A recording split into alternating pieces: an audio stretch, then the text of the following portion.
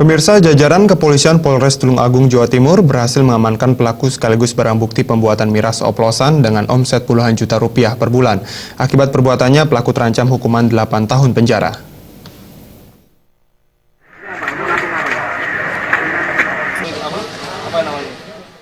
Inilah Henry Dwi Mahendra, warga desa Sambi Jajar, Kecamatan Sumber Gempol, Tulungagung, saat digelandang petugas menuju ruang penyidikan Mapolres tempat. Pelaku yang ditangkap petugas terbukti membuat miras oplosan, jenis arak Jawa dengan omset puluhan juta per bulan.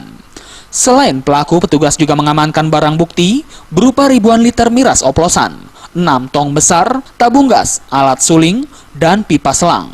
Di hadapan petugas, pelaku mengaku menjalankan bisnis haramnya ini sejak 6 bulan lalu. Dalam sehari, pelaku mampu membuat miras oplosan 100 liter lebih, tergantung banyaknya pesanan. Setiap satu jerigen berisi 20 liter dijual pelaku dengan harga Rp300.000 kepada pelanggannya. Ya di rumah, dekat rumah. Diajar sendiri atau ada yang ngambil? Ya ada yang ngambil. Berapa kalau ambil satu liternya berapa? Satu jerigen. Ya. Satu jerigen berapa? 300.000 isi 20. Sementara itu, Kasat Reskrim Polres Tulungagung AKP Andria Diana Putra menegaskan pelaku sudah lama menjadi target petugas.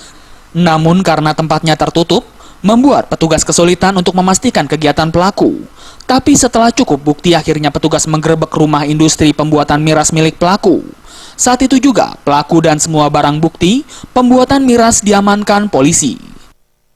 Memproduksi sendiri, mencampur air, gula atau maupun ragi, kemudian didiamkan selama 3 hari, kemudian direbus dan disuling. Dari Tulungagung, Jawa Timur.